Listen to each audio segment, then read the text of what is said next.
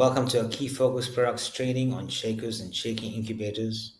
We're going to combine two different products into one course in this case. So, what are shakers and shaking incubators? Basically, they are laboratory instruments that are designed to mix and agitate samples in a flask, tubes, or microplates. They use a controlled shaking motion, either orbital or linear, to ensure uniform mixing and aeration.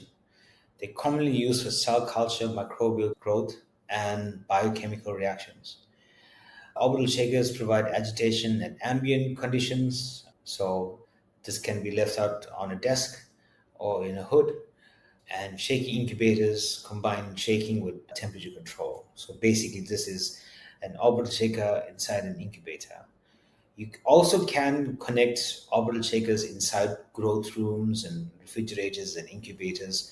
You just have to look out for the maximum permissible ambient conditions for the incubator or for the shaker, sorry. Orbital versus linear, we have generally have two different motions. Orbital is round and round, a circular motion, and linear is back to forth or reciprocal. Most of our applications, in fact, probably 99.99% of the shakers we sell is orbital. What are revolutions per minute? Revolution per minute indicate the speed of the shaking motion. So a higher RPM increases mixing efficiency and oxygen transfer. Typically, it's between 30 to 300 RPM, depends on the model that we're quoting. What you got to look out for though is factors that reduce the RPM. Like once you stack incubators, especially in shaking incubators, the RPM is reduced. An example, if you stack two shaking incubators that would generally have an RPM of 300 RPM, the RPM could be reduced to 250. You just have to look out for the brochure. So pay attention to that. Amplitude, which means orbit diameter, it's the diameter of the circular shaking motion. It's often called the orbit size. Common orbital sizes are 19 or 25 moles. Larger amplitude or larger diameter means stronger agitation and better mixing, more aeration for large flasks. And smaller amplitude is gentle mixing, mainly suitable for plates and small vessels.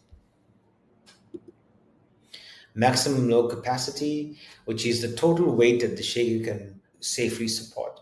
Remember, there's a motor that induces the shaking. So if you have too heavy load, it's going to cause the motor to burn out. You have to pay attention to your brochure and look at the maximum capacity or maximum load capacity. So this will include like any flask, media, clamps, anything that you put onto the shaker or take away from the load. And that's an important concept to gather because some brochures don't tell you the maximum load capacity. They may tell you a maximum flask capacity.